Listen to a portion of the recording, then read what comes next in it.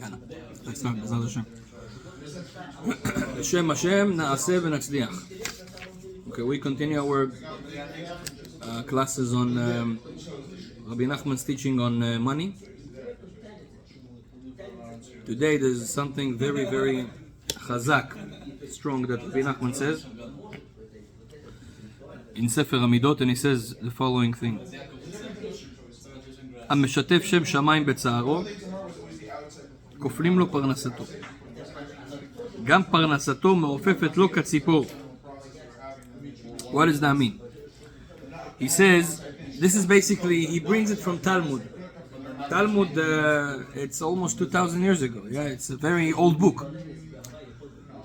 And the Talmud brings in Masechet Brachot, that's the name of the Talmud, it brings down a statement from one of the big rabbis, Rabbi Elazar Kepar.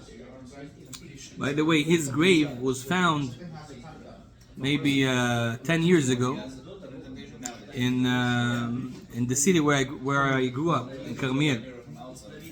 They didn't find it for thousands of years. And all of a sudden there was one mountain there, they started to dig and boom, they found it. They knew that it's somewhere there. And I went there, mamash, like a cave inside, you see the grave of him and his son. Something unbelievable. And he was a great rabbi, and he said something very important that can teach us how to multiply our income. Koflim lo parnasato, to multiply. Let's say you have $5,000, make it 10. Nice. What does he say? He says, המשתף שף שמיים בצערו. Shem shamayim b'tzaro means when you have tsar is you suffer from something. Something bad happened to you in life. Doesn't matter what. It could be a health problem, could be a money problem, could be whatever. There's a lot of sufferings in this world. When you suffer and you basically thank God, he says, "Shemevarech al hara dayan ha'emet," means when you bless and you thank God for the bad thing that happens to you, you say it's from God. I accept it. I'm okay with it.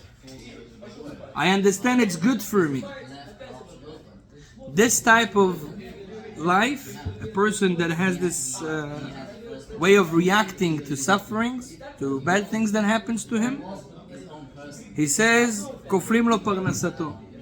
God say, "Oh, you happy even with the things that looks bad that I give you? You need to get a reward for that." What is the reward?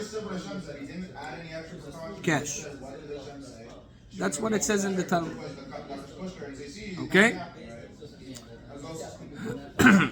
This is what Rashi say. Koflim lo parnasato. And he brings different proofs, different sentences from Torah that will prove this point. More than that, גם פרנסתו מעופפת לו כציפור. You know a bird? When the bird is flying, she's very light. That's why she can fly. The bird is very light. He says, so also your money will be light like a bird. It means it's gonna come easy, without too much work, without too much, you're not gonna have hard time to find money. And why? Because every time when something bad happens to you, you right away bring God to the picture and you say, "God, it's because of you. I believe that it's for good." So, businessmen that want to be successful and to want to make more and more always multiply. Like in business, when you buy something, you want to multiply whatever you put in. If you want this to happen to you, you need to have a certain way of life. This way of life means bring God into your life when you go through hard times. So even in business, let's say you lost something, you say, okay, I don't blame anyone. It's you, Hashem. Thank you for that as well. I know it's for me, for good. This is called, you bring God to even to the bad situations of your life. If you do so, two things you get. One, multiply the money. Second, the money will be very easy. Now I'll give you another advice from the Ben Ish Chai. You know the Ben Ish Chai? The Ben Ish Chai, he was the Rav of Baghdad. Rabbi of Baghdad. Baghdad is in Iraq. 120 years ago he passed away. This man was genius, holy, very, very, very holy person. Now, he was writing a lot of books. Some of his books were not founded because it was handwriting. And in Iraq, right after he passed away, like after the World War II, who took over Iraq? Saddam Hussein. You know Saddam Hussein. He was a very bad guy, wanted to kill, basically he wanted to make another world war. He was against Israel and everything. Baruch Hashem, he got killed, but in his bases, underground, they have a lot of Jewish things that they took from the Jews that were lived in Iraq. And one of the things they found there is some of the writings of the Ben Ish Chai, of this big rabbi. After the United States of America came to Iraq and they basically killed him and all those guys, the terrorists, so they found a lot of these things. And they brought it, and the Jews got it, and they rewrite it, and published those books. And I have one of those books in my house. And I found a very, very, very interesting idea that the Ben Ish Chai wrote in this book that was years in Saddam Hussein's bases. So now I'm going to reveal it to you guys. The Ben Ish Chai say that we have two types of businessmen. Both of them, they make money. Why they make money? Because God made a rule in the world. If you give, God gives you back. So usually people that make good money, it's people, usually, I'm not saying all the time, but usually people that make good money, it's because they're also givers. That's why in Hebrew, the word to give is Natan, right? You write it Nun, Taf, Nun. If you read it in the right order and you read it backwards, it's the same. What does that mean? It means that if you give, you get. Understand? Natan, Natan. That's the hint. So, giving always make you get more. God says, I brought you to this world to be a giver. If you're a giver, you're going to be also a receiver. But if you're not a giver, it's not guaranteed that you're going to be a receiver. Some people, they receive a lot of money and they don't give. This is a different system why it's happening. Sometimes God wants to give them all their reward in this world. But then after they go to the next world, nothing. Because they want everything here, God gives them, even though they're not givers. But most people that do have money is because they have this habit of giving. Either to their wives or their family, or to poor people, or to organization, they give. You give, you receive. Okay, that's the rule. Now, Ben Ish Chai says, okay, if businessmen, people that make good money, they get because they give, he says there's two types of people that they give. He asks a question and he says like this. He say, why we see different businessmen that they do have money. Some of them, they work very hard to get the money. They have money, Baruch Hashem, they have millions, but you see they are so exhausted from work. They work very hard. They get the money, but it comes after, a lot of work. From the other side, you see there's people that they make a lot of money with few clicks. As it is, it's happening by itself. People do the things and they just get it. So Ben Ishchai asks in this book that I told you, what is the secret? Why some of them work very hard and get, and some of them don't work hard, it just comes easy? How can we learn and be from those guys that we get it easy? So look what the Ben Ishchai says. Because the money comes because you're giving, it depends how you give. What does this mean? If you give, there's two people that give. There's one type of people that they wait until the needy will come to them. So for example, you do your business, you do your stuff, someone knocks on your door, listen, there's a poor family, can you help them? Oh, of course, yeah, he comes and he gives. Hashem gives him, he gives.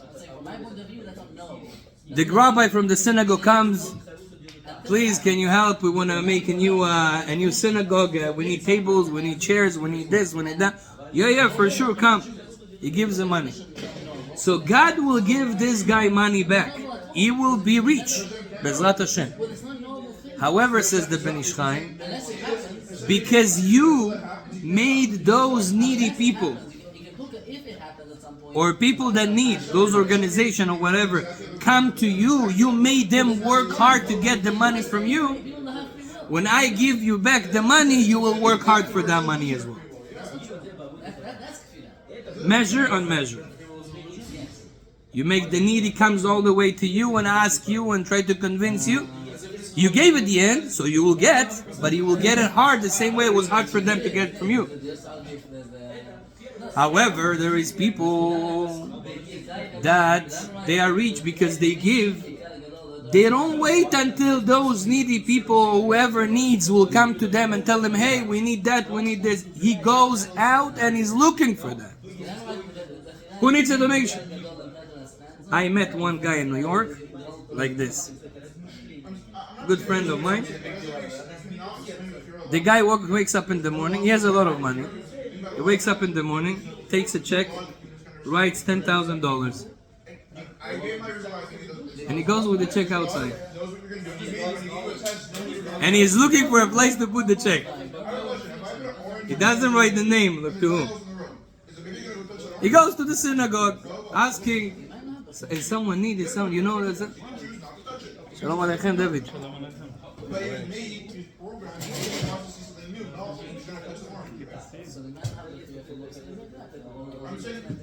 He's looking for where to give it. This guy, and Bemet, he gets money like miraculous. Like it's like Hashem gives him money, he doesn't do anything. Like everything works for him. Why? The guy is now waiting for people to come and ask him for donation or for helping the world. He goes and he searches for that. So he makes the needy people don't work hard. So Hashem says, oh, they don't work hard, so you want to work hard as well. You get the idea? And this is a big secret. This is the Ben Ishchai from Saddam Hussein's bases secret.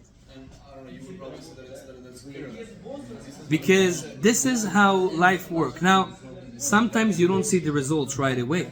But if you will be this type of a person, God will give you in an easy way. Now, I'm not telling you to be like my friend, $10,000. We're not in this level. Zad Hashem, hopefully.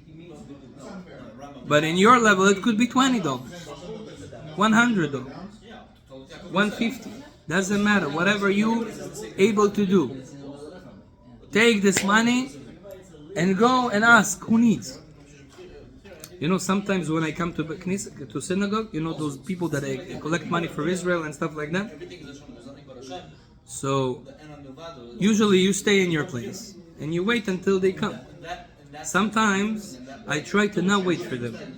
I try to go to them. Why? Because I want to fulfill that. I don't want them to come to me like, okay, he went another 10 meters to get to you. No. I want to get those 10 meters to get to him. So God will give me back, but He will give me back easy because I make His life easy. Because basically when you give to someone, you don't give to him, you give to God. Because God commanded us, give to the needy people. God commanded us, help the Torah. God commanded us, help the... whatever. So this is a big secret from the Ben Ish Chai. Okay, so we got two things now. Two secrets. One, when you have hard time in life, right away bring God to the situation and say, God, thank you for that as well. Thank you for the bed. You got a backache? Thank you for the backache. I don't know why you do that, but I know it's for good. You lost $20,000? Hashem, thank you for the loss. I know it's good for me. If you do so, God says, okay, I'll multiply your income. And your income is going to be like a bird. Easy. That's what the Gemara and Rabbi Nachman said. Second thing, give, you will receive. How you give, this is how you receive. If you give and you go for it, you go to ask for the person that needs, you don't make him work hard, Hashem will say, I'll give it to you easy and you won't work hard for your money. But if you make the other person work hard, you will get the money because you gave, but you will get it harder. More time to spend in the office, more time to spend to get clients. This is what Rabbi Nachman says. Allah. בעוון ביטול תרומות ומעשרות השכר עובד ובני אדם רצים אחר פרנסתם ואינם מגיעים. Sometimes we are running after the money, and let's say we have a certain goal, we want to get to a certain position, level, amount of money a month, and we don't get there. Why do we don't get there? Says Rabbi Nachman, it's because you don't give a share to God. You don't give a share to God. What does that mean? Hashem tells you, okay, every month I give you a certain amount of money. Who gave you this money? Hashem. Baruch Hashem. Who you think the clients come because of who? Who put in their mind to come to you? To make a deal with you? To buy from you? It's mazal, it's a Kadosh Baruch Hu. Hashem says, okay, I gave you $5,000. Okay?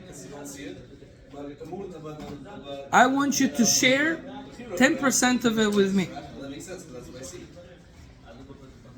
I gave you 100. I ask 10 back. Is that fair? Imagine I come to you, Philip, I give you $1,000.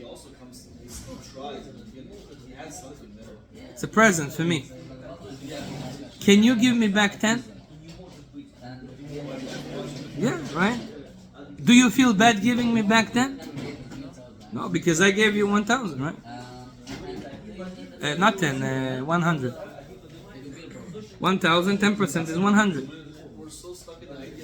Someone gives you $100,000, it says, but you know, I just want you to give me 1,000 back.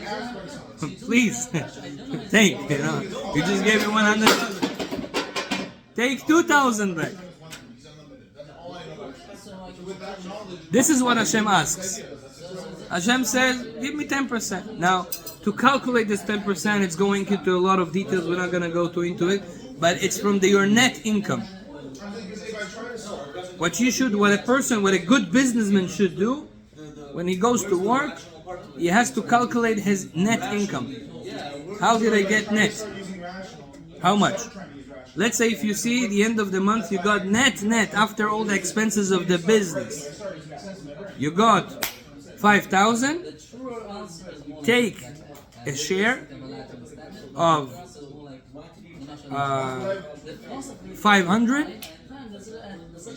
Yeah, 500. Yes, 500. And put it aside. What is this for? This is for God. How do I give it to God?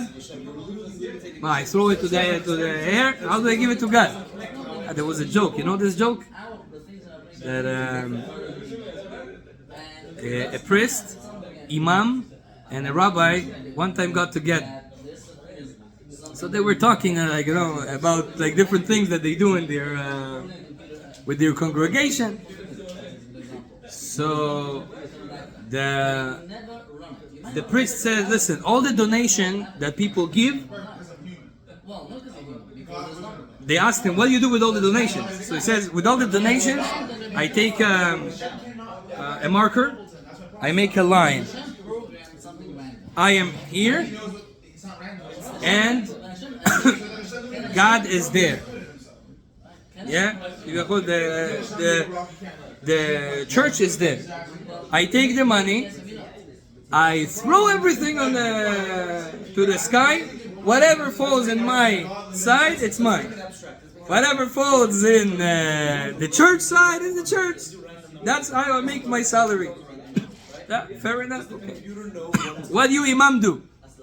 The other says, "No, I do it a little bit differently. I make a circle. I'm in the circle. I throw the money. Whatever falls in the circle is mine. Whatever falls outside, it's the mosques." Okay, fine. What does the rabbi do? He says, "No, I am more close to God. I'm doing it a little bit differently." He says, "I take all the money. I give it to God. Whatever God takes, it's His. Whatever He doesn't, falls on me, I take it." Anyway, how do I give the money to God? I throw it to No, you give it to needy people. Hashem says, it's as if you give it to me. People that are poor. You give it to scholars of Torah, people that learn Torah. They learn the Torah of God. Hashem considers as you give it to Him.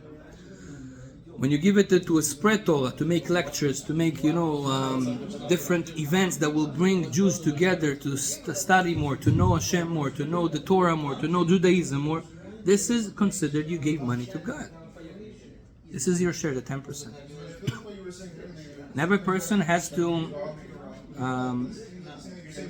have a goal to get there. Big tzaddikim, big righteous people, they give 20%.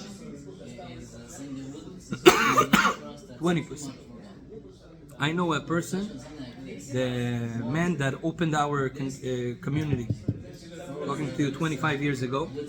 There was a rich Bukharian guy.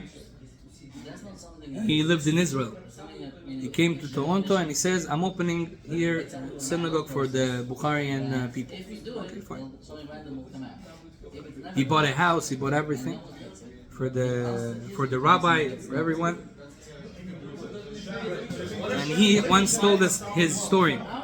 He says that God gave him a lot of money. He decided to give 20% to donation. 20%. So imagine he makes $1 million. So how much he needs to give? 200,000. It's very hard. It's very hard to take out this amount, but he used to do it. And God blessed him. He had a lot of money. Baruch Hashem, business was going well. All of a sudden, he tells us that, he started to give less. Because when you make more money, you have to give more. It's very hard to take from your pocket such a big amount. So he started to give less and less and less, but he still gives, but less. All of a sudden, boom, he has a crash and he loses a lot of money. A lot of money. His father comes to him and says, "Listen," he was young back then. His father had the most of the money. His father tells him, "Listen, I realized that because we didn't give enough like we used to do, I think we're going down now." He told him, "I made a special account for you that I put a lot of money there to, for your future. You go to university, you go to, start your life. Are you allowing me to take money from there and to give it to donation? So Bezrat Hashem, we will give what we didn't give. And maybe God will put us up, back. He says, listen, Father, this is my money. You gave it to me. But if you think that this is the problem, so go for it. He took a big amount of money from that account, saving account. And he just spread it to donation, to yeshivas, to open a new synagogue, to do this, that. He says right away after we did it, Baruch Hashem, starting to go out again. Hashem tells, if you give, I give. And he used to give 20%. This is very hard. I'm not saying we need to be there. 10% is also good. You can't start with 10%, start with 5%. But start. And it's good to calculate it. I have a friend in Moscow. A year ago, I was there. He came to me. He said, listen, Rabbi, there's problems here, there. Business doesn't go very well. He does good. He does like $20,000 a month. But for them, it's not enough. I told him, listen, start to do maaser. But he says, I give. Sometimes I give more than 10%. He says, you don't calculate it. He says, you're right. That's why you don't know. I told him, start to calculate it. How much I made? Okay, this I give to share to Hashem. And I told him another thing. If you do it right away, what is right away? Let's say you got now money. You got $1,000. Right away, take off this 1,000, put something aside for donation. Why? By doing this, say our sages, you protect the money that you have. Let's say you got $1,000. Right away you took 100, you put it aside as a donation. You didn't give it even to donation. You just put it aside, dedicated to donation. This 900 that is left is getting blessed because of that action. This is very, very important things that I think every businessman needs to know that. And he needs to follow this direction. Okay? Questions? Let's say another thing.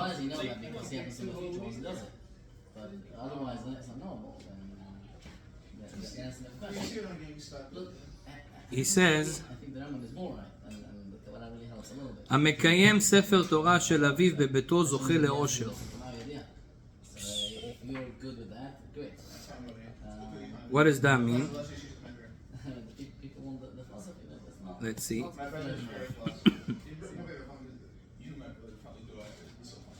המקיים ספר תורה של אביו בביתו זוכה לאושר. You know, sometimes our parents, they doesn't matter what's their spiritual level. Every parent has something. Most of people, they are a little bit connected to God,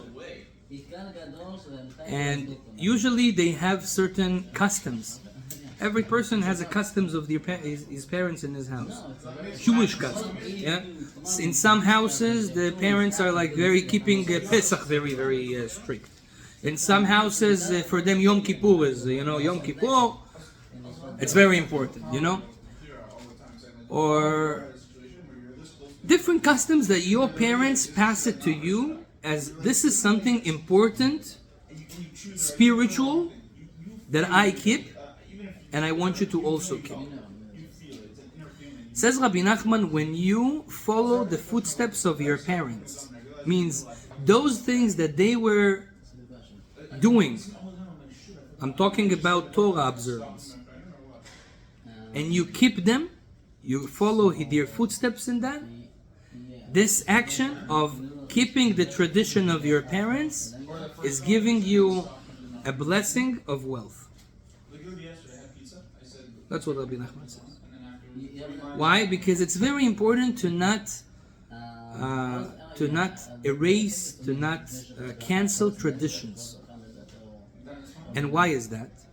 Because most likely your father or your mother, their blessing in life is coming because of that tradition that they very, very strict in, or they hold it very, very much. If you will follow their footsteps, the blessing will continue also to you. But if you won't follow their footsteps in this tradition, it won't. So I'll give you an example. Let's say your father is very careful with putting tefillin. Okay? Could be that he's not the most religious person, but for him tefillin is very important. And let's say God gives him a certain blessing. I'm not saying that he is rich, but he gives him a certain blessing. He has income. If you follow the footsteps of your father and you also very careful like him to put tefillin on, God will save the blessing of your father and will pass it to you, plus your own blessing. It means you will be more rich than your father. Let's say your father doesn't put tefillin, but he's a person that gives donations. For him, it's very important. If you give the same, I'm not talking about the quantity, I'm talking about the quality.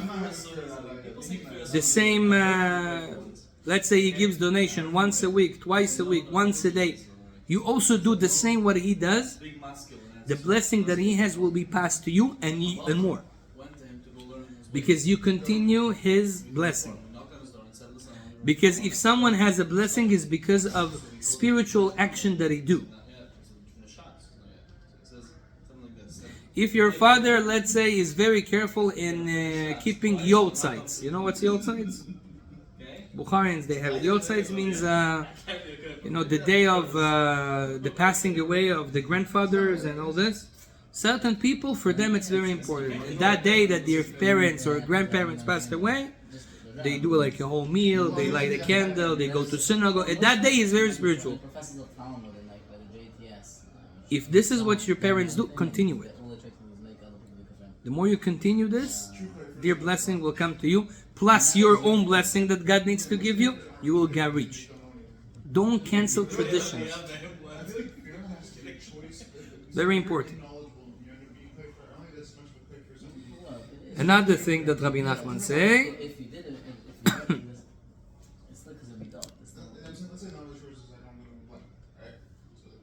if chas v'shalom a person lost his money and became poor, he said, don't be sad. Be happy also. Why? No money. He says, because usually when you lose your money, like all your money or a lot of your money, it's because there was a decree on you to die. And because God is merciful, sometimes they change the decree from dying to losing money. Because in Judaism, a person that lost all of his money, he's considered dead. It's so hard, so it's like count as death. So sometimes God changing a decree on a person, instead of dying, losing all his money. And here I want to tell you a very, very interesting story about King Solomon. King Solomon had a very good friend. Now, they always were sending each other different presents, So one time, his friend sent King Solomon a very, very precious stone, like something, a special diamond or something like that. King Solomon was very impressed, said, "Thank you very much. What can I give you back? Like, how can I, honor you back?" So his friend says, "I'll tell you the truth. I don't need anything that is material. Thanks God I have a lot. What I want from you is teach me the language of the animals." Now, King Solomon knew the language of the animals. He would walk in the street, he will hear the bird, he knows what the birds mean, like what the bird talking about.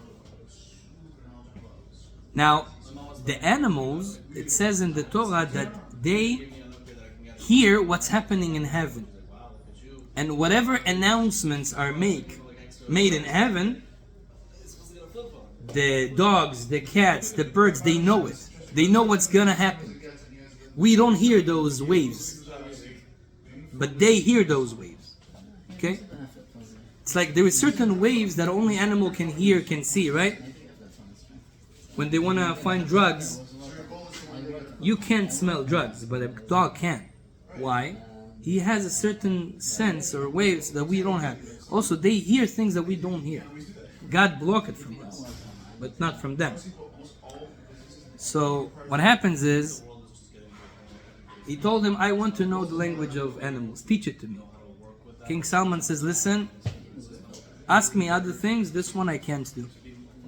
He says, why? He says, this one will cause a lot of problems to you. He says, what do you mean? What problems you can... How knowing something so important can cause you damage? He says, I'm telling you, it's not good for you. He was convincing him again and again and again. He wants to know the language of the animal. At the end, Shlomo HaMelech said, you know what? Fine, I'll teach you.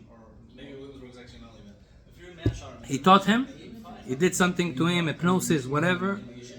Next day, he wakes up in the morning, he understands the language of the animals. Wow, so cool. He hears the cat, he knows what the cat means.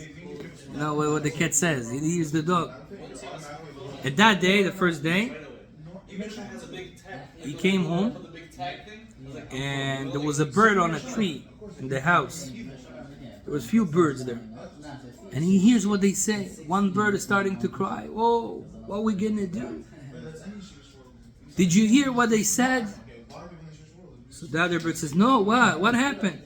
I just heard that there's gonna be a fire in the house of our where we always hang out, like his house. There's gonna be a fire there. What we're gonna do? We always eat in this backyard all those the food. Where we're gonna get the food from? Now we have to go to another place. We're gonna be in exile. The bird started to cry. He hears that fire. It's gonna be a fire in my house. Right away, he brings those people that the fire department, 24/7 beside his house. All of a sudden, Be'emet, something happened. Fire started, but because he already knew, because he heard the birds talking about it, the fire department, Baruch Hashem, shut it off, and everything was good. He says, "Wow, this is such a good timing